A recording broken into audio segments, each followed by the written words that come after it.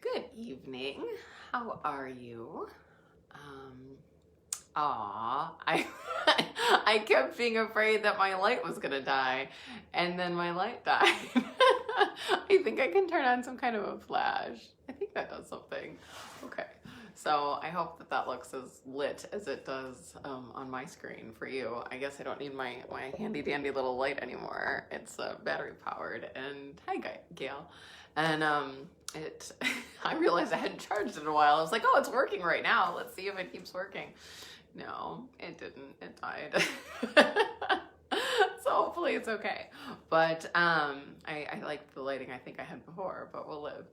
But I just wanted to take a couple of minutes, and this is quick. I'm at the end of my work evening. I'm headed home, but I just wanted to just talk a little bit about like how our points of view create our reality with money. And in Access, we talk a lot about your point of view creates your reality. Your reality does not create your point of view. And I have spent a long time looking at how my points of view about money have created my money reality, and what shifting those points of view and actually being willing to destroy and uncreate them and seeing everything as an interesting point of view has completely shifted my reality with money. And I'd like to invite you to that too. So, we were given all these points of views from the time that we're like come into this world and before, of what money means and what it means to have money, what it means to not have money, how you can make money, how you are supposed to make money, how the only way to have money is by fill in the blank. All the ways that we have points of view that keep us stuck about money. And it's coming up a lot in sessions I've had with people lately about like what they were taught about money when they were young. And a lot of it was energies that wasn't even necessarily like, oh, well, my mom always said this about money, which there's a lot of that, but there's a lot of like energetics that go into it of like watching how your mom was with money, or sort of this. I had this awareness this morning about my dad, because it was never that we didn't have money. It was that he perceived that we didn't have money. And so the energy was always that like there's never enough, and we don't ever want to spend it because we don't ever know where the next dollar is coming from. Even if my dad was in sales, and if you've done sales, you are in sales, living commission only, there he had this energy, I'm not going to put it on you, of that like you never know where the next dollar is coming from. And so that was what I grew up with, was not that we had money, or not, people would look at us and think like, oh, they have plenty of money, but he was in a constant state of anxiety about where the next money was coming from. And I realized that like I put that in my life of, didn't matter how much money I had, because it was always this like, well, I don't know where the next one's going to come from, which keeps us in this state of lack and not being willing to actually like create your life and know and have your own back, and know that you have your back, the universe has your back, and you will continue to create money.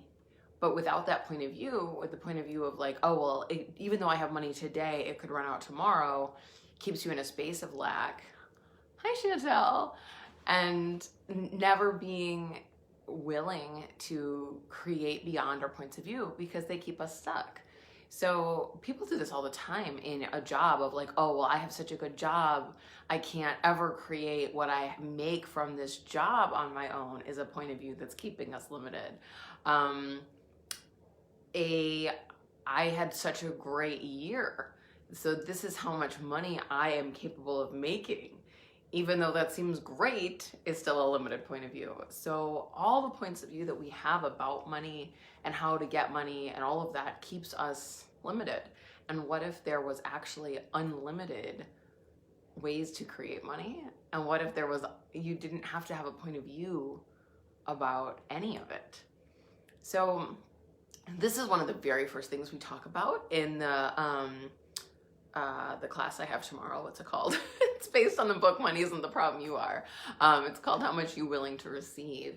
And one of the very first things we do in this is we sit down and take some time and really look at all the points of view about money that we've been implanted with and all the ways that it's, you know, kept us stuck, and being willing to destroy and uncreate all of those and really start to move beyond those things that have kept us stuck, that the points of view that you think about, you know, and you can see this sometimes in other people. It's so interesting. Like I told you about my dad, but like if you look at the people in your life, even your friends or family or coworkers, things that like they have a point of view that like they can't create beyond a certain amount of money, or that they'll never find a job as good as the one they have, or that they need to have their money coming from one source of income. So, you know, I hear that a lot. Like, this is where my income has to come from, not realizing that you can actually create income from 1,000 different places, and it doesn't all have to come from one space. So if you're like, okay, well, I make lots of good money at this job, and this is a great job,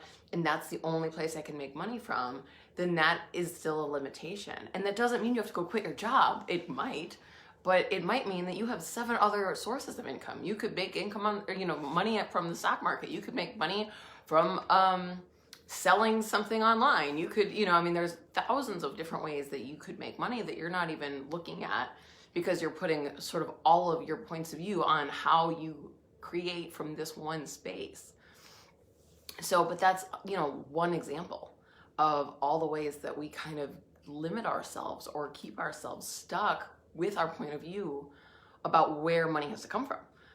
But then there's like the points of view like money is the root of all evil, and money is bad, or money is only rich people are never happy. That's something Dane talks a lot about, is that like he grew up and his parents would tell him, or his mom would say to him like, oh, but those rich people like on the other side of town, they're, you know, they might be rich, but we're happy. And he was like, what? If this is happiness, why not try that?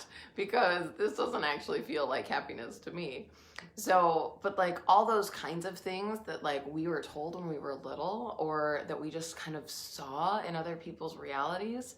I was in a class yesterday. Days are so weird anymore. There is such a like side note, like time shift that's like happening. I don't know if anybody else is aware of that, but it's so interesting. But I was in this class yesterday with Glenise Hughes, and she was talking, I guess it started with me, but then it kind of went to some other people about like points of view as a woman, and how like not being willing to like outcreate the man, or, you know, whether that be like your dad or your husband or like whatever. And that was like this whole thing that got unraveled of, you know, being a woman, and like points of view that I had about that I was like, oh my God, she said to me, like, who does that belong to? And I was like, oh, that's like not even mine, that's my mom's. But like all the ways that like, and if you're a man listening to this, like how many points of view do you have about what it means to be a man in money? So is that you have to be the provider, or that you have to make more money than a woman? Or is it that if you don't, somehow like you're not worthy or good enough? Or like all the ways that we like wrap up so much in money and points of view. And what if we were willing to like barriers down, really look at those and start just destroying and uncreating them? And interesting point of view, I have that point of view with every single point of view that comes up, until it just blasts them out of existence, and you're willing to have this unlimited possibility with money, rather than all the ways that you've like decided money has to be, whether it's, you know, good or bad, or a lot of, or how to make it, or all of it. I mean, money's such a big topic, but hence what we're doing tomorrow night. I won't get into it all now, but tomorrow night, 6 o'clock Central Time. I realize that is different all over the world, but Central Standard Time, I'm doing a How Much Are You Willing to Receive online Zoom class, and you are invited. And we will look at all of this stuff and so much more on destroying and uncreating all the points of view about money that are completely keeping us from the infinite money and receiving and wealth and cash and all of it that we truly could have if we would be willing to get out of our own way. And we'll see where else that takes us. There's so many different ways and parts of that, and just some amazing tools. This is one of my favorite intro classes to do, and I'm actually really excited to do it tomorrow night. So I just wanted to come in here really quick and invite you all to that, and start playing with this, whether you join me or not tomorrow, of just like make your list of like all the points of view that come up for you, of like when you just think about money, like what is, what is it? What does it mean? What does it mean to have it? What does it mean to not have it? What does success mean? And how have you related that to money? And, where are all the different places that money is, that you have limited yourself with being willing to have money, or that may have been implanted from somebody else, but that you've now bought that point of view as yours. And if you are willing to let go of that, would allow for something completely different and so much greater to show up.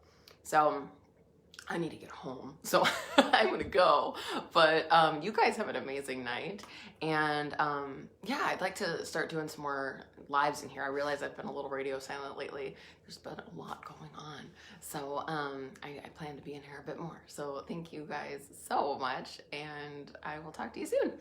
Bye.